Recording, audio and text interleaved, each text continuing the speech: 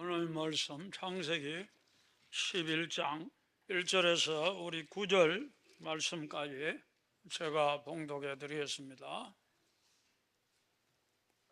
창세기 11장 1절 온 땅의 언어가 하나요 말이 하나였더라.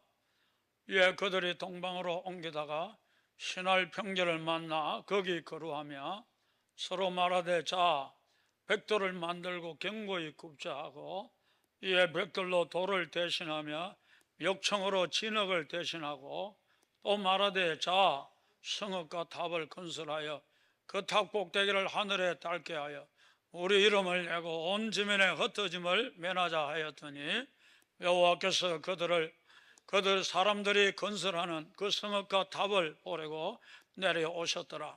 여호와께서 이르시되 이 무리가 한 족속이요 언어도 하나이므로 이같이 시작하였으니 이후로는 그 하고자 하는 일을 막을 수 없으리로다. 자 우리가 내려가서 거기서 그들의 언어를 혼잡하게 하여 그들이 서로 알아듣지 못하게 하자 하시고 여호와께서 거기서 그들을 온 지면에 흩으셨으므로 그들이 그 도시를 건설하기를 거쳤더라. 그러므로 그 이름을 바벨이라 하니 이는 여호와께서 거기서 온 땅의 언어를 혼잡하게 하셨음이니라.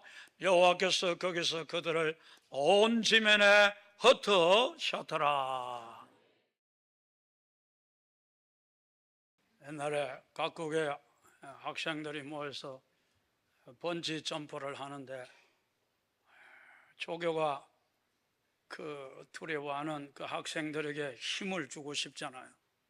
첫 번째 영국 선수가 뛰어내리는데 힘을 주는 거예요. 신사답게 뛰어내려라. 프랑스 학생이 뛰어내리려고 하니까 예술적으로 뛰어내려라.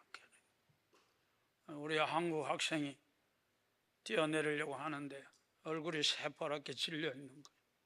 근데 딱 한마디 하니까 주저하지 않고 뛰어내리는 거예요. 뭐라고 했느냐 하면 내신에 들어간다 그랬다. 그냥 뛰어내려. 참 우리 자라나는 세대들이 참 너무너무 안타까울 때가 많이 있어요. 특별히 오늘날 이 재앙의 시대를 우리가 살면서 앞으로 저들에게 닥칠 재앙들을 생각하면 때로는 눈물이 나와요. 여러분도 자녀들 위해서 간절하게 기도하는 은혜가 있기를 주님의 이름으로 축복합니다. 이번 올림픽을 우리가 보면서 세계는 점점 하나님을 대적하는 그런 문화로 흘러가고 있다는 것, 여러분 우리가 분명히 보았잖아요. 성만찬을 패러디한 것도 그렇지만 성화를 봉송하는 가운데서도 동성애자들 남자 3명이 나와가지고 애정행각을 펼치는 19금도 아니고 그런 일들도 여러분 일어나는 거 볼 때 성정체성도 다 이제 무너뜨려 버리고 여러분 동성애를 부추하는 그런 모습들을 여러분 우리가 볼 수 있는 거예요. 특별히 여러분 이번에 소수자들이 191명이 여러분 참석했다고 하잖아요. 그러니까 트랜스젠더고 그런 거 상관 안 한다는 거예요. 여건을 보고 남성인가 여성인가 여건 보고 판단한다는 거예요.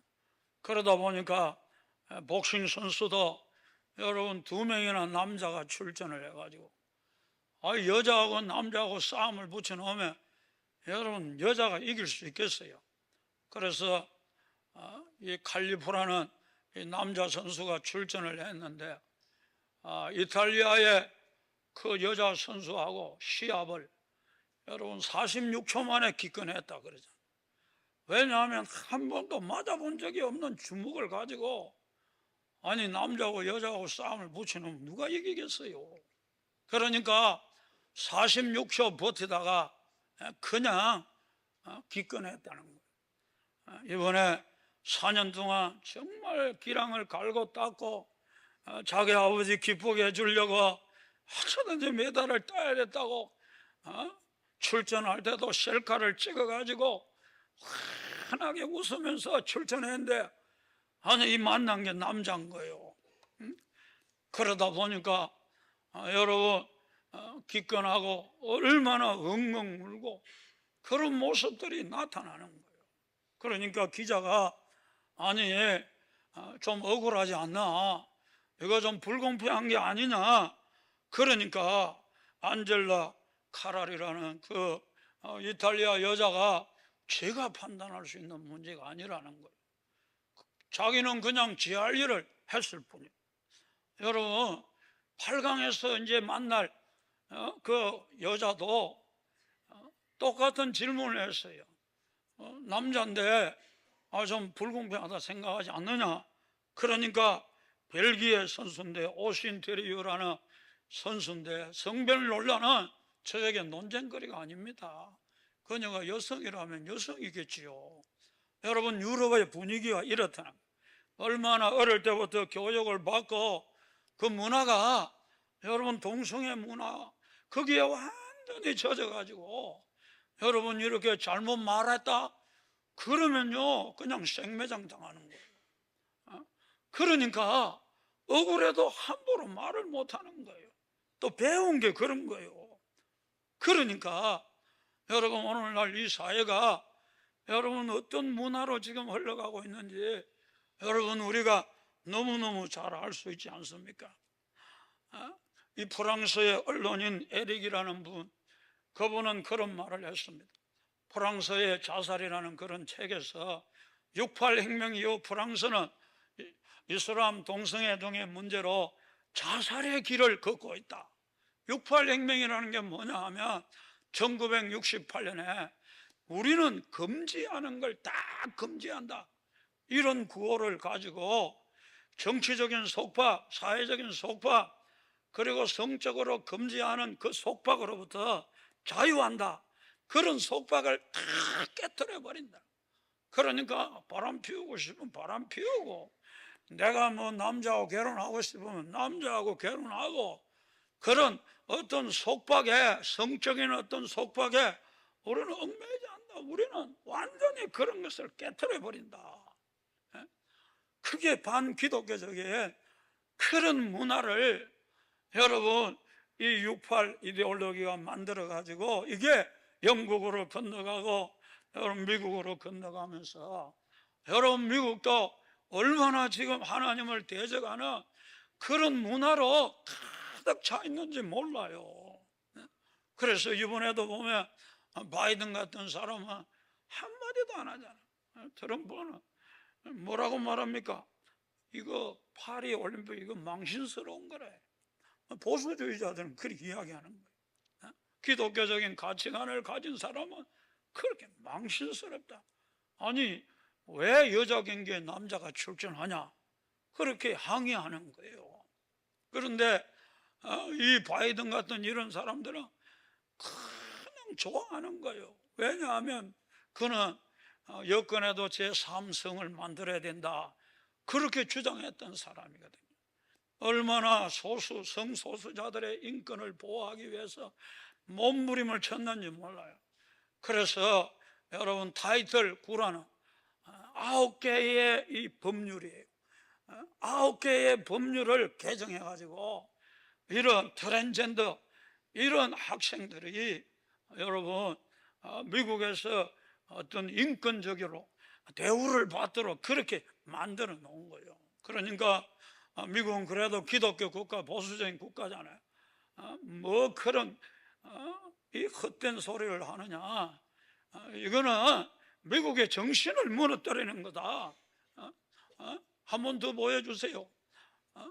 그러면서 여러분 미국의 기본 가치를 향한 공격이다. 그리고 반대해도 막무가내해야 돼요.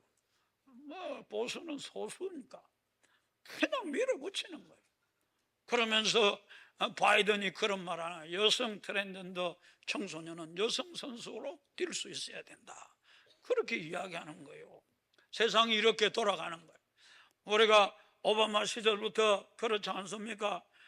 크리스마스 그 용어 쓰지 마라. 왜? 이 기독교가 이 나라의 주로 종교긴 하지만 종교 차별이다. 왜 예수 그리스도 이름을 자꾸 쓰냐? 다른 종교인들은 기분 나쁘다. 이거 차별이라는 거예요. 그래가지고 크리스마스도 없애려고 하고, 나중에는 그것도 모자라가지고 여러분도 잘 아시지만 부활절날 트랜스젠더의 날로 선포했어요. 미국 교계가 발칵 뒤집어져요. 아니, 허구한 날이 많은데 왜 부활절에 트랜스젠더의 날로? 이게 뭐냐 하면 우리는 하나님 필요 없다. 하나님 좀 나가시오. 하나님을 대적하는 그런 문화가 지금 미국에 여러분 자리 잡고 있다는 사실을 우리에게 말해주고 있어요. 여러분, 우리나라도 최근에 보면 그렇지 않습니까? 이 동성 커플도 여러분 실제적으로 같이 사니까 배우자로 인정해가지고 의료보험 혜택을 받도록 피부양자로 권리가 있다. 그런 판결을 대법원에서 내리잖아요. 그 판결이 내려지면 2년 3년 안에 동성연애법이 이제 가결될 가능성이 굉장히 많다는 거예요. 다른 나라들도 다 그런 과정을 거쳐왔다는 거예요. 여러분, 우리 대한민국만이라도 여러분 하나님을 대적하지 않기를 축복합니다.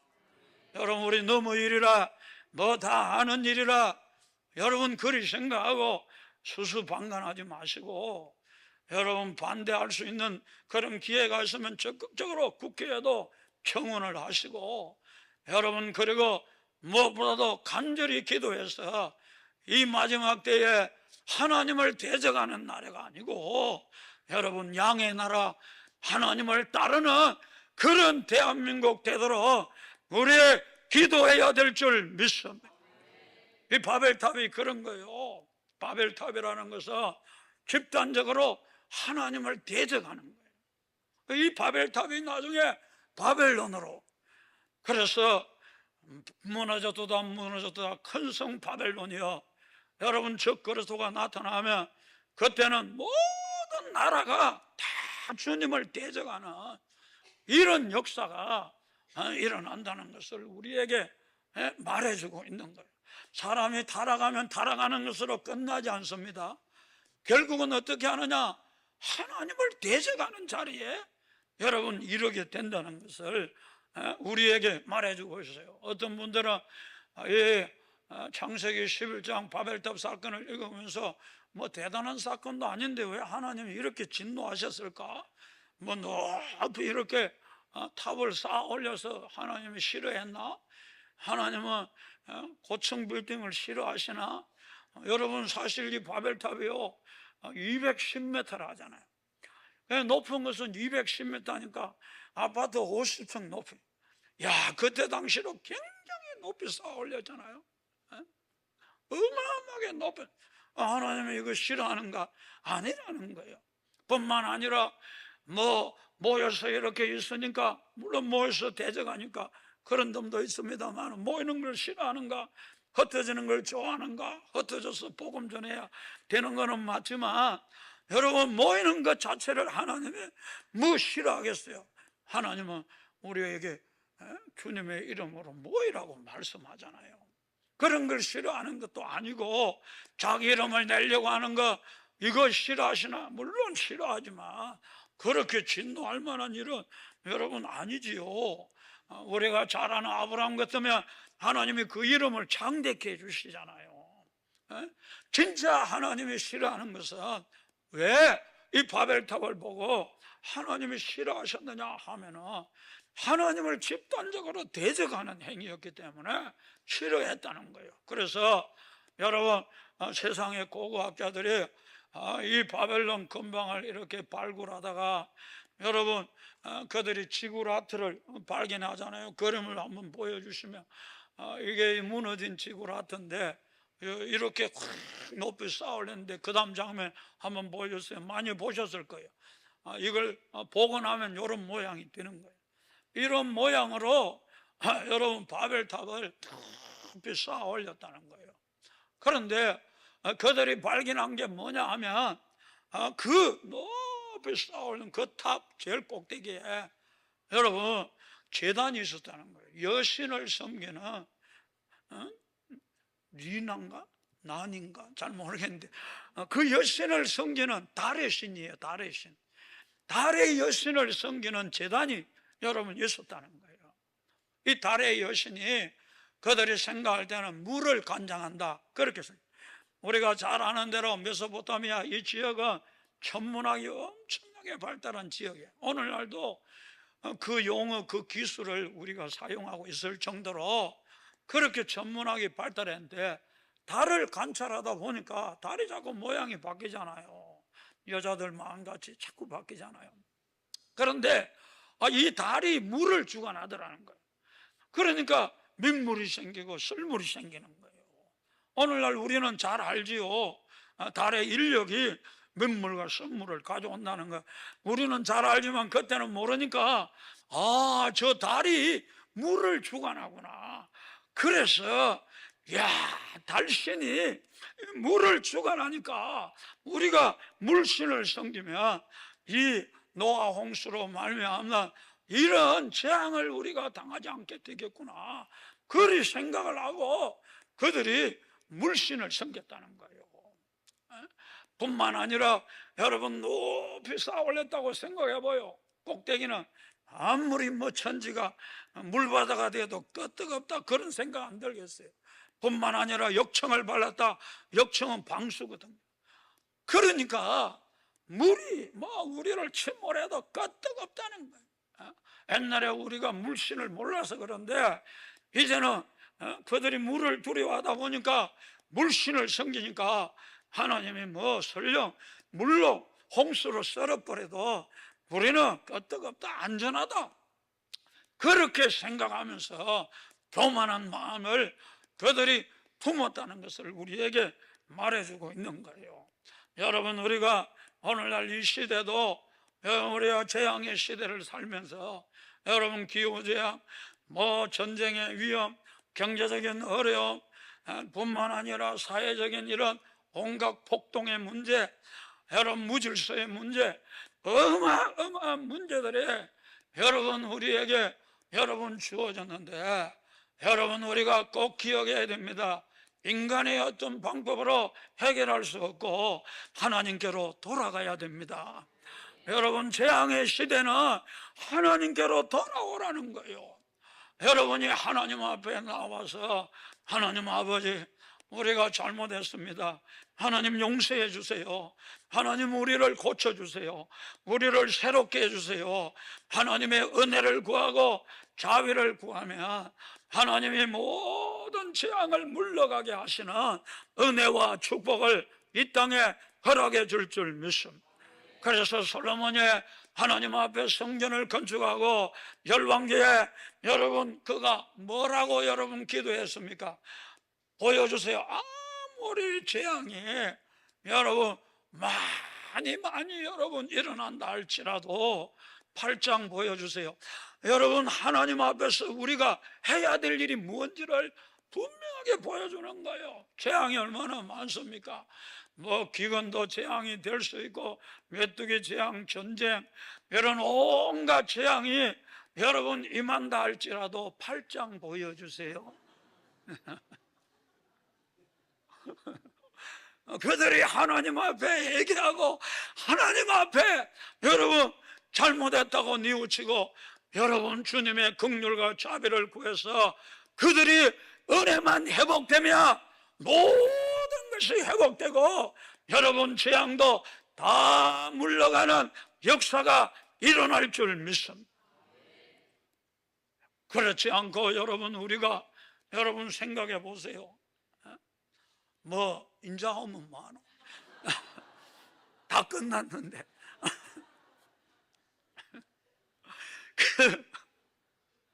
하다가 잊어버렸어. 여러분 아무리 이 기후재앙을 여러분 해결하기 위해서 탄소를 줄여봅시다. 올림픽에 에어컨 안 튼다고 여러분 이 지구가 여러분 기후가 개선되느냐? 천만의 말씀이라. 더 빨리 망가진다. 그걸 알아야 되는 거예요. 여러분 전쟁이 일어난다고 유엔기구를 창설해가지고 뭐 미국의 압력을 행사하고 그런다고 여러분 전쟁이 안 일어나는 줄 압니까? 여러분 이 세상에 어떤 재앙도 여러분 사람이 여러분 해결하려고 하는 거, 이게 바벨탑인 거예요. 여러분 우리는 이 모든 재앙 가운데 여러분 하나님을 찾으라는 하나님의 사인인 줄 알고 어떤 어려움임에도 하나님께 돌아가서 긍휼을 구하고 자비를 구하고 하나님의 은혜를 잊게 되면 모든 재앙은 물러가는 역사가 일어날 줄 믿습니다. 그런 점에 있어서 우리는 하나님 없이 복된 삶을 살고 안전한 삶을 살 거다, 그리 생각하면 큰 오해단 말이에요. 여러분 우리가 과학기술이 좀 더 발전하면 여러분 더 복되고 더 안전하고, 요즘은 AI 기술이 발달하면 여러분 가정에 식모도 이제 생겨나고 이제 뭐 결혼도 뭐 AI로 하고 뭐 꼭 뭐 결혼하려고 할 필요도 없고 얼마나 편리하고 좋을 것 같고, 여러분 우리가 뭐 지상 나가니 올 것 같고, 그렇지만 절대 그렇지 않다는 거예요. 여러분 테슬라 여러분 뭡니까? 그분이 그런 말 하잖아요. 이제 1년 후면 AI 지능이 인간보다 더 뛰어나다. 그런 점에 있어서 2028년만 되면 여러분 영화에서 오는 AI가 사람을 공격하는 이런 시대가 온, 안전장치를 지금부터 마련해야 되는데, 여러분 사람은 악하기 때문에요, 안전장치 아니라 우안전장치를 해도 반드시 이상한 것 만들어내는 그런 인간들이 일어나게 되어 있는 거예요. 그런 점에 있어서 하나님 없이 무슨 유토피아가 온다, 그 여러분 허황된 꿈을 버려야 되는 거예요. 여러분 우리는 하나님께 돌아가야 됩니다. 그래서 하나님의 은혜를 입어야 여러분의 영혼이 초막이든 궁궐이든 천국되는 그런 놀라운 역사가 일어나고, 뿐만 아니라 모든 재앙이 물러갈 줄 믿습니다. 개인적으로도 마찬가지예요. 뭐 좀 보험 좀 많이 넣어놨다고 노는 끄떡없다 그리 생각하면 안 돼요. 여러분 내가 뭐 연금 많이 받을 건데 끄떡없다 그리 생각하면 안 돼요. 여러분 이 재앙의 시대에 그런 것들이 여러분을 안전하게 지켜주는 게 아닙니다. 여러분 이 재난의 시대는 여러분 우리의 피난처는 주님밖에 없어요. 그런 줄 알고 주님이 나의 피난처입니다. 주님이 나를 지켜줘야 되고 주님만이 내 삶을 복되게 하는 줄 알고 주님을 가까이 하고 주님 앞에 여러분 매어 달리고 주님 앞에 회개하고 은혜를 입어서 여러분 영혼이 이 마지막 때에 살아남는 그런 성도 되기를 주님의 이름으로 축복합니다. 우리 사람에게 정말 필요한 게 뭐냐? 회개하고 하나님의 생명을 얻는 것, 이 외에는 길이 없어요. 여러분 인생은요 하나님의 생명이 필요합니다. 여러분 돈도 필요하지만 여러분 권력도 필요하지만 다 있어도 소용없어요. 그러나 다 없어도 하나님의 생명을 가지면 행복자가 됩니다. 그런 점에 있어서 하나님은 여러분 생명 주시기를 그렇게도 원하는 거예요. 여러분 생명이 얼마나 귀중한지 알아야 돼요. 여러분 돈보다도 생명 귀하잖아요. 나폴레옹 알렉산더가 세계를 정복하고, 여러분 사람의 생명이 천하보다 귀한, 알렉산더가 정복하면 뭐합니까? 일찍 죽어뿐. 그 땅덩어리도 자식들한테 물려주지도 못하고 죽어쁘잖아요. 너무 허무한 거예요. 너무 비참한 거예요. 생명이 얼마나 귀중하냐. 여러분 사람의 생명도 귀중한데 여러분 우리에게 주시는 생명은 영원한 생명, 하나님 생명인 줄 믿습니다. 그렇기 때문에 이 생명이 얼마나 소중한지 알아야 돼요.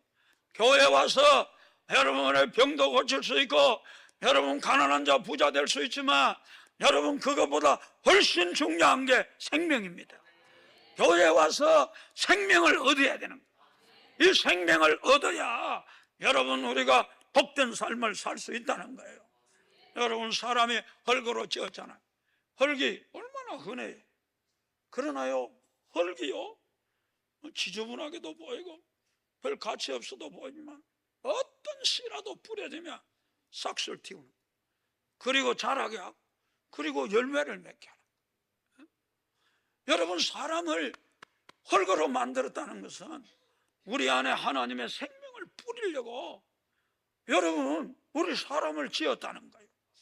그렇기 때문에 여러분, 우리가 여러분 이 시대 가운데서 이 하나님의 생명이 얼마나 귀중한, 이 생명만 뿌려주면요 싹쓸 틔웁니다. 자랍니다. 그리고 사랑과 희락과 화평의 성령의 열매를 반드시 맺게 되는 역사가 일어나는 줄 믿습니다. 그런 점에 있어서 하나님은 이 생명 주려고 한다는 거예요. 생명 주려고. 여기에 여러분 어려움 당하고 힘들게 인생을 살아가는 분들, 왜 너는 이렇게 어렵나? 생명 주려고.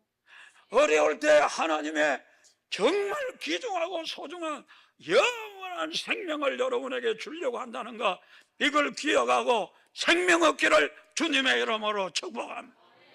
여러분, 우리가요 아무리 바르게 살려고 해도 바로 못 삽니다. 인간은 아무리 거룩하게 살려고 해도 못 삽니다. 그러나 하나님의 생명을 얻게 되면 그 생명은 거룩한 생명, 그 생명은 의로운 생명이에요. 그렇기 때문에 여러분, 우리가 의롭게 살 수 있는 유일한 길은 하나님의 생명을 얻어야 되는 거예요. 여러분, 인생을 살면서 얼마나 목마릅니까? 남편이 이래줬으면, 남편이 저래줬으면, 그게 목마르다는 거예요. 내 자식이 좀 좋은 데 갔으면, 그게 목마름이거든. 여러분, 우리는 인생의 목마름을 해결할 길이 없어요. 단 한 잔의 물도 없어서 늘 목이 마르고 심령은 빼쩍빼쩍 마르는 거예요. 어디도 기쁨을 찾을 수가 없어요. 그렇지만은 여러분, 하나님의 생명이 들어오면 그 생명은 여러분 생수와 같아서 여러분에게 기쁨이 솟아나게 하는 줄 믿습니다. 그래서 우리에게 필요한 게 생명이라는 거예요. 여러분, 이 자리에 가정이 여러분 무덤 같고 지옥 같은 가정, 여러분 돈 좀 버리면 이 가정의 문제가 해결될 것 같지요? 그렇지 않습니다. 여러분이 지금까지 받은 상처 하나만 가지고도 평생 원수로 살 수 있어요. 여러분, 우리에게 정말 필요한 것은 여러분 내 심령에 천국을 가져오는 생명이 필요한 거예요. 그 생명을 가져야 여러분 가정이 회복되고 무덤 같은 가정에 살아나게 되고 여러분 즐거움의 소리, 찬송의 소리, 행복이 넘쳐나는 이런 놀라운 역사가 일어나서 여러분 가정이 물이 변하여 포도주 되는 놀라운 기적이 일어날 줄 믿습니다. 그렇기 때문에 하나님은 다른 거 아니에요. 생명 주려고 하는 거예요. 그래서 하나님이 세상을 이처럼 사랑하는 독생자를 주셨어요. 그 예수님이 이 땅에 오셔서 십자가에 죽고 부활하신 것도 우리 죄를 용서하실 뿐만 아니라 생명 주려고 하는 거예요. 주님은 부활하시고 승천하셔서 또 다른 보혜사, 또 다른 예수를 보내주셨어요. 하나님이 세상을 이처럼 사랑하사 지금도 독생자 성령을 우리에게 보내주셨어요. 그래서 영접하는 자, 곧 그 이름을 믿는 자들에게 하나님의 자녀가 되는 권세를 주셨는데, 여러분, 우리가 이 시대 가운데 내게 얼마나 생명이 필요한 줄 알고 여러분 이 생명을 영접하게 되기를 주님의 이름으로 축복합니다. 죄짐을 지고서 고나거든 네 마음속에 주 영접하며 새 사람 되기를 원합니까? 네 구주를 영접하며 정결케 되기를 원합니까? 네 마음속에 주 영접하며 생명수 마시기를 원합니까? 네 구주를 영접하라. 진실한 친구를 원하거든 네 마음속에 주 영접하며 네 마음의 평안을 원하거든 네 구주를 영접하라. 즐거운 찬송을 하려거든 네 마음속에 주 영접하며 평안한 복지를 가려거든 네 구주를 영접하라. 여러분, 의심없이 예수님을 내 마음에 모셔서 여러분 안에 솟아나는 평강, 솟아나는 기쁨을 얻게 되시기를 주님의 이름으로 축복합니다. 이 세상은 여러분 이 흙으로 만든 세상에 여러분 사람들의 벽돌이 되어가는 거예요. 굳어져 간다 그 말이에요. 그래서 벽돌은 굽어야 되잖아요. 굽으면 거기 미생물이 다 죽어버려. 식물이 살 수 없는, 오늘날 이 시대 사람들의 모습이 그렇다. 물질적으로 풍요한데 마음은 굳어졌어. 하나님의 씨가 떨어질 수 있나? 여러분 잘할 수 있나? 그런 사람들이 여러분 많지 않다는 것을 여러분 우리에게 보여주고 있는 거예요. 이 세상의 문화도 생명 없는 문화입니다. 교육도 생명 없는 문화입니다. 거기에 무슨 소망이 있어요? 멸망밖에 없는 거예요. 세상의 모든 것 다 가식입니다. 다 거짓뿐입니다. 여러분 진정한 것이 아니에요. 그런 점에 있어서 여러분 우리는 이 시대 가운데서 생명을 얻기 위하여 내 자신을 잘 보세요. 어렵게 살지 못하는 내 자신을 자꾸 봐야 돼요. 그래서 내게는 예수님이 필요하구나, 정말 내게는 예수 생명이 필요하구나, 이런 절박한 마음으로 하나님 바르게 살기 원합니다. 늘 넘어집니다. 늘 죄악 가운데. 하나님, 이 생명 가지고는 안 됩니다. 하나님의 생명이 필요합니다. 주여, 간절히 원할 때에 하나님 생명이 여러분 안에 들어올 줄 믿습니다. 살아도 행복이 없고 기쁨이 없는 사람들, 하나님은 이게 뭡니까? 이렇게 사는 게 아닌데 하나님 왜 이렇게, 이보다도 더 나은 삶이 있을 텐데. 여러분, 말할 수 없는 갈증이 있는 그런 분들은 그렇구나, 예수님이 필요하구나, 내게 생명이 필요하구나, 이런 절박한 필요를 느끼고 예수님을 원합니다. 생명을 원합니다. 그렇게 우리가 간절히 갈망할 때 여러분 안에 생명이 들어올 줄 믿습니다. 그 생명이 들어온 사람들은 여러분 날마다 여러분 기쁘게 살 수 있는 거예요. 여러분 자기가 바로 못 산다고 절망할 거 없어요. 우리 안에 여러분 깊은 곳에 여러분 예수님 계시면 감사해야 되는 것. 그분은 얼마든지 어렵게 살 수 있어요. 여러분 기쁨이 없다고요? 절망할 거 없어요. 내 안에 예수님 계시다. 그분에게서는요 생수가 솟아나는 거예요. 그래서 날마다 고백해요. 예수님 내 생명입니다. 여러분 구원받은 사람은 날마다 고백, 예수님 내 생명. 내 안에는 기쁨이 넘쳐납니다. 자꾸 해봐요. 내 안에는 기쁨이 넘쳐납니다. 내 안에는 의로움이 넘쳐납니다. 내 안에는 승리가 넘쳐납니다. 자꾸 고백하면요 여러분의 영혼을 적시는 성령의 은혜가 여러분들로 하여금 기쁨과 평안을 얻게 하는 역사가 일어날 줄 믿습니다. 우리가 이런 생명을 얻어야 여러분 시시한 세상 것 갖고 자랑 안 하는 거예요. 탑을 만드는 게 뭐예요? 탑은 선전하는 거예요. 자랑하는 거랍니다. 가시하는 거랍니다. 여러분 생명이 없는 사람은요 얼마나 자랑이 많은지 몰라. 조금만 잘 되면 고맙고 입이 방정 맞아가지고 가만히 있지 뭐. 계속 선전하고 가시하고. 국가도 그래요. 우리나라 강대국이다 가시하고, 경제가 이렇게 발달 가시하고, 우리 과학이 이렇게 발달했다, 군사력이 이렇게 강하다, 자꾸 우리는 가시. 오늘날 이 땅의 사람들이 전부 가시하는데 허영의 날때가 있다는, 그걸 우리가 알아야 되는 거예요. 왜냐하면 생명이 없고 진짜가 없거든. 가짜밖에 없거든. 그러니까 그런 거라도 가짜라도 자랑해야지. 그렇지 않습니까? 근데 진짜 가진 사람, 여러분 재벌들은 보세요. 허름한 옷 입고 다닌다고. 쫄부들이 막 명품 감고 다니고 명품 백 들고 막 가시하려고 난리지사지. 진짜 부자들은요 그냥 아무거나 입고 다녀. 그리고 막 먹는 것도 된장국 그런 거 먹지. 돈 많으면 맛도 없어요 밥이. 여러분 우리가 진짜 부자는 가시 안 합니다. 진짜를 가지면 가시 아니에요. 여러분 오늘날 옛날에 저도 그런 적이 있었어요. 시계를 우리 엄마가 사줬는데 얼마나 요즘이야 그까짓 그 시계도 아무도 안 차고 다니죠. 얼마나 이빨도 그냥 20원, 금리빨 하나 했다면 그거 자랑하고 싶으면 견디지 못해. 가난한 사람들은 그냥 이 금반지도 막 다이아몬드도 가짜 이딴 많은 거 해가지고 그거 자랑하고 싶어하고 사람 만나 이야기할 때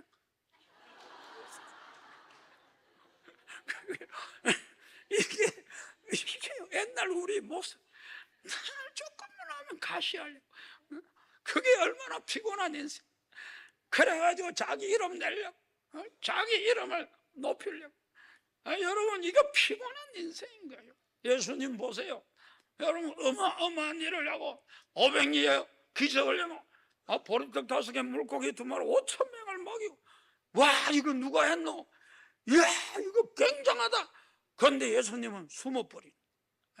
여러분, 하나님도 그렇잖아요. 이 세상 내가 지었다 나발 안 부르잖아요. 하나님이 누가 지었는지도 모르잖아요. 하나님은 숨어 계시는 하나님, 드러내지를 않는다, 과시하지 않는다, 그 말이에요. 하나님. 여러분, 우리가 이 생명이 얼마나 필요한지 알아요. 이 생명이 들어오면 여러분, 우리 자랑이 없어집니다. 여러분, 가시욕이 사라지는 거예요. 그래서 우리가 하나님께 영광 돌리는 그런 삶을 사는, 나를 높이고 내 이름을 내는 게 아니고 하나님의 은혜를 생각하고 하나님의 사랑을 생각하고 하나님을 높이는. 그래서 우리 모든 성도들은 여러분, 하나님의 생명을 얻고 풍성히 얻어 오직 하나님께 영광 돌리는 삶을 살아야 될 줄 믿습니다. 이번 올림픽도 보면 소수의 선수들이지만 그래도 미국이 아직도 영적으로 보면 살아있어. 미국 선수들이 하나님께 영광 돌리잖아요. 헌터 암스트롱, 수영 금메달 은메달 딴 선수인데 그가 그렇게 말했어요. 나는 하나님을 우선순위로 삼고 있습니다. 인생에서 가장 힘들 때 그분께 의지할 수밖에 없었다. 저는 하나님을 늘 우선, 하나님 없이는 살 수 없다. 수영이나 올림픽 대표 선수가 되는 거, 그런 것 없이는 살 수 있어도 나 이제 하나님 없이는 못 살겠다. 얼마나 아름다워. 하나님이 퍼스트, 제1이라. 내 생애의 가장 우선순위 하나님이에요. 하나님 만나지 않으면 그런 말 못해. 아니, 사람들 앞에서 그런 고백하기도 어렵습니다. 요즘 같으면요, 전부 예수 믿으면 이상한 사람으로 보는데, 여러분, 드러내놓고 하나님께 영광 돌리면 그거 어려워요. 그런데 보세요, 드러내놓고 하나님께 영광 돌리잖아요. 헤즐리 리베라, 여러분, 가장 어린 나이에 금메달을 딴 선수. 그가 그렇게 고백했어요. 오직 여호와를 앙망하는 자는 새 힘을 얻어. 자기는 시합할 때마다 하나님을 앙망해. 하나님이 새 힘을 주시더라는 거예요. 여러분, 이런 고백, 이 간증에서 나오는 거예요. 놀라운 고백을 하고 있잖아요. 영국 사람도 애덤 피트라는 분, 여러분이 은메달 딴 선수인데, 여러분, 그가 이렇게 고백. 지난 2021년 도쿄올림픽 이후 우울증과 알코올 중독으로 힘든 시간을 보내다 예수 그리스도를 믿게 되었고, 이로 인하여 삶의 급격한 변화가 일어났다. 하나님을 믿는 사람으로 나는 매 순간 최선을 다했다. 여러분, 예수 믿으면요, 성품도 바뀌는 줄 믿습니다. 그러니까 보세요, 하나님 만나고 그 감정이 쏟아지잖아요. 감정이. 영국 그거 얼마나 지금 하나님 대적하는 문화로 영국이 지금 가고 있어요. 그러니까 폭동이 일어나고 지금 난리 법석이잖아. 그냥 좀 있으면 내전이 일어날 정도로 엄청난 어려움을 지금 영국이 겪고 있거든요. 그런데 이런 선수가 있다는 게 얼마나 아름답습니다. 우리나라도 안바울 성도, 여러분 보세요. 이름 자체 보면 모르겠어요. 그래서 잘 믿게 생겼잖아요. 역도에서 여러분 혼성 단체전에서 여러분 동메달을 땄는데, 이 선수가 왜 중요하냐 하면 전부가 다 여러분 73kg 이제 출전해야 되는데 자기는 그 체급에 도달하지 못. 그 자기가 맞붙을 선수는 7kg가 오버된 선수. 그러니까 체급이 다른 거예요. 그런데 자기가 자원해가지고 내가 이 체급에서 싸우겠다. 그래가지고요, 유도가 4분 하잖아요.